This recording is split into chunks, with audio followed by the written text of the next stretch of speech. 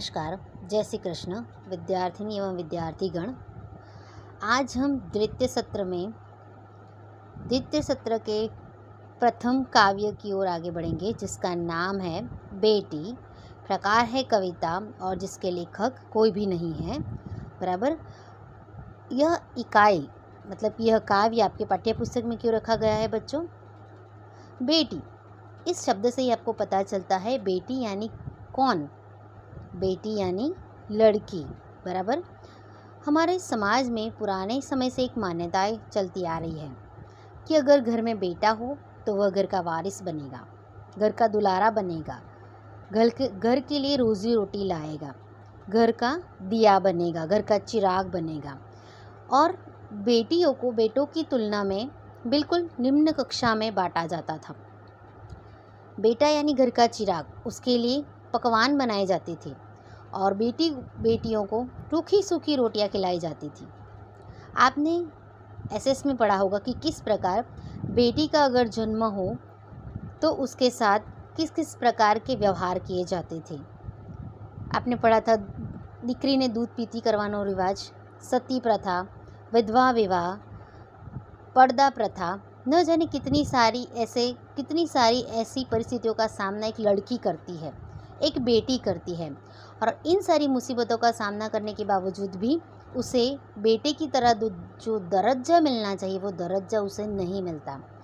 यह एक बेटी है जो एक काव्य के द्वारा अपनी मन की बात पेश कर रही है कि जहाँ समाज में बेटों को महत्व ज़्यादा दिया जाता है और बेटियों को कम।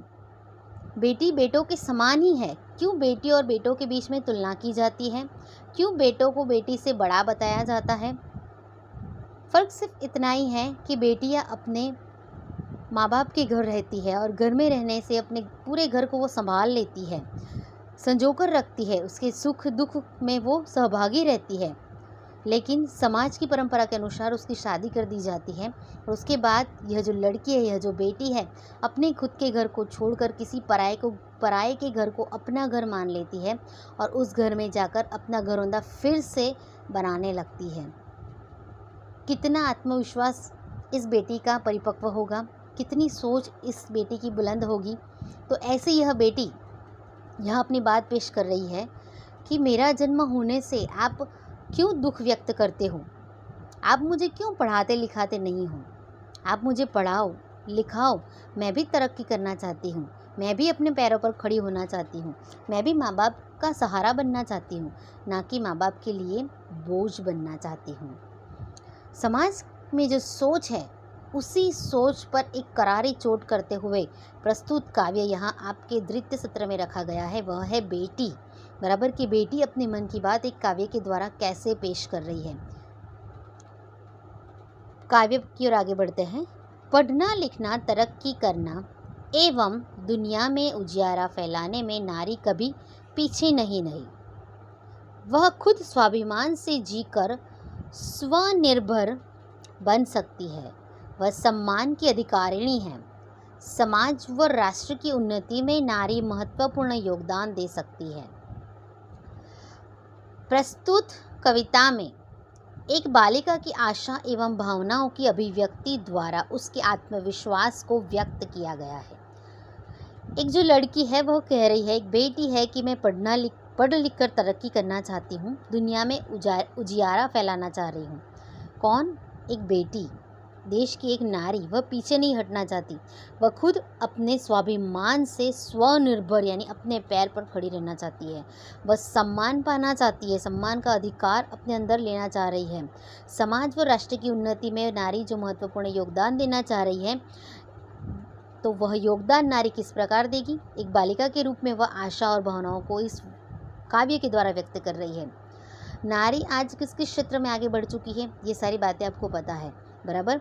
लेकिन साथ साथ नारी जो एक बेटी के रूप में जिसने धरती पर जन्म लिया, उसके बाद वो किस प्रकार से उसने समाज के सामने अलग अलग प्रकार की जो परिस्थितियाँ आई उसके सामने वो किस प्रकार लड़ी, किस प्रकार खड़ी रही, वो सारी बातें हम प्रस्तुत काव्य में जानेंगे।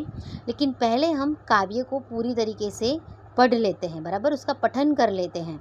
एक बार हमने पठन कर लिया, उसके बाद काव्य आपको मुखपाठ करना है। फिर हम सब काव्य को जब समझेंगे तब हम अलग अलग जो भी वुमन पावर है, महिला पावर है, उनके बारे में हम जानेंगे कि वो महिलाएं कैसे कैसे संकटों से बाहर निकली और वो खुद बेटियां थी और बेटियां बनने के बाद आज वो किस प्रकार देश में अपना नाम उज्जवल कर रही है। काव्य की शुरुआत करते हैं। बेटी हूँ मैं बेटी, मैं तारा बनूंगी। बेटी हूँ मैं बेटी, मैं तारा बनूंगी। तारा बनूंगी मैं, सहारा बनूंगी। तारा बनूंगी मैं, सहारा बनूंगी। बेटी हूँ मैं बेटी, मैं तारा बनूंगी। गगन पे चमके चंदा, मैं धरती पे चमकूंगी। गगन पे चमके चंदा, मैं धरती पे चमकूंगी। धरती पर चमकूंगी मैं, उजियारा करूंगी। धरती पर चमकूंगी मैं, उजियारा करूंगी। बेटी हूँ मैं बेटी, मैं तारा बनूंगी। पढ़ूंगी लिखूंगी मैं, मेहनत करूंगी। पढ़ूंगी लिखूंगी मैं, मेहनत करूंगी। अपने पाँव चल कर मैं दुनिया को देखूंगी। अपने पाँव चल कर मैं दुनिया को देखूंगी। दुनिया को देखूंगी मैं, दुनिया को समझूंगी। दुनिया को देखूंगी मैं, दुनिया को समझूंगी। बेटी हूँ मैं बेटी, मैं तारा बनूंगी। फूल जैसी सुंदर मैं बागों में खिलूंगी। फूल जैसी सुंदर मैं बागों में खिलूंगी। तितली बनूंगी मैं, हवा को चूमूंगी। तितली बनूंगी मैं, हवा को चूमूंगी। हवा को चूमूंगी मैं, नाचूंगी गाऊंगी। हवा को चूमूंगी मैं, नाचूंगी गाऊंगी। बेटी हूँ मैं बेटी, मैं तारा बनूंगी। बेटी हूँ मैं बेटी, मैं तारा बनूंगी। तारा बनूंगी मैं, सहारा बनूंगी। तारा बनूंगी मैं, सहारा बनूंगी।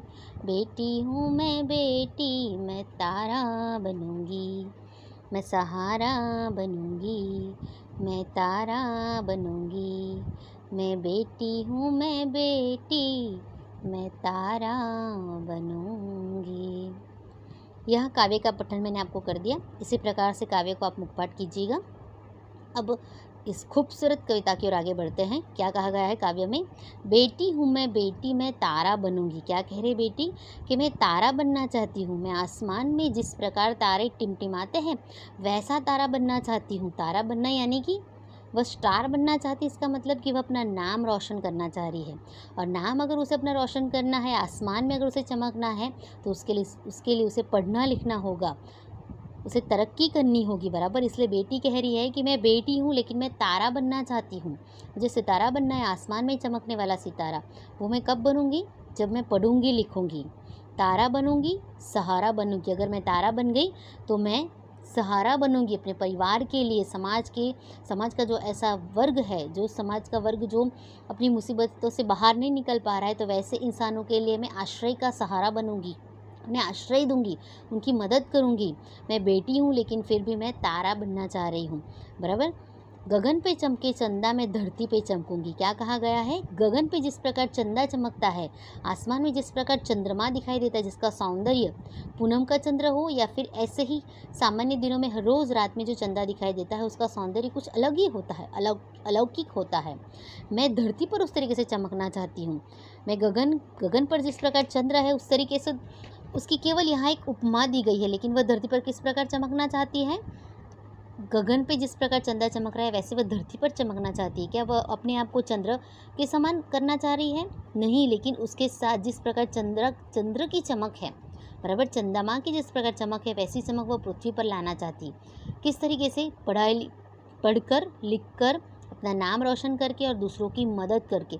धरती पर वह कब चमकेगी? जब वह कुछ कार्य करेगी और कार्य करने के लिए जब उसे मौका दिया जाएगा, उसे पढ़ाया लिखाया जाएगा, उसे स्वनिर्भर बनाया जाएगा, तो लड़की को सबसे पहले पढ़ाना लिखाना ज़रूरी है। तब वह गगन पे जिस प्रकार चंदा चमकता है वैसा सौंदर्य वो अपने अंदर ला सकती है। इसलिए धरती पर चमकेगी। धरती पर चमकूंगी, मैं उजियारा करूंगी।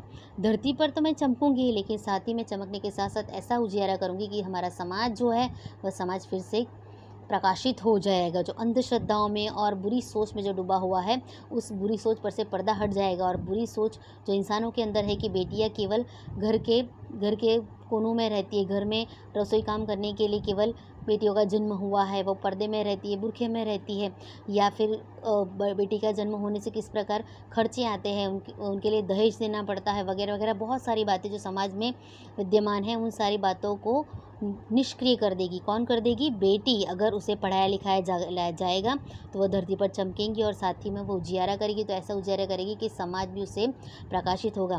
बच्चों, इस पैराग्राफ के लिए अगर मुझे कोई उदाहरण देना होगा तो मैं सबसे पहले इसके लिए उदाहरण अगर मैं दूँ तो वो है सुनीता विलियम, कल्पना चावला, बराबर। उन्होंने किस प्रकार एक बेटी होकर उन्होंने पढ़ लिख कर वह खुद स्वनिर्भर बनी, बराबर। अपने नाम के साथ उन्होंने भारत का नाम भी जोड़ दिया और भारत के नाम को जोड़ने के साथ साथ विश्व फलक पर भारत का नाम उन्होंने अंकित कर दिया। यहाँ कहा गया है ना कि गगन पे चमके चंदा, धरती पर चमकूंगी, उस प्रकार सुनीता विलियम और कल्पना चावला ने अपना नाम धरती पर चमकाया है और ऐसा उजियारा फैलाया है अंतरिक्ष क्षेत्र में कि आज कोई भी कह सकता है कि यह भारत का गौरव है जो विश्व फलक पर अंतरिक्ष में जाकर पहुँचा है, बराबर। इसके लिए और विशेष उदाहरण हम जानेंगे, लेकिन वो अगले टास्क में। तब तक आप होमवर्क में यह काव्य मुखपाठ कीजिएगा। आज का हमारा टास्क यहीं तक, अगले टास्क में आगे बढ़ेंगे। अस्तु।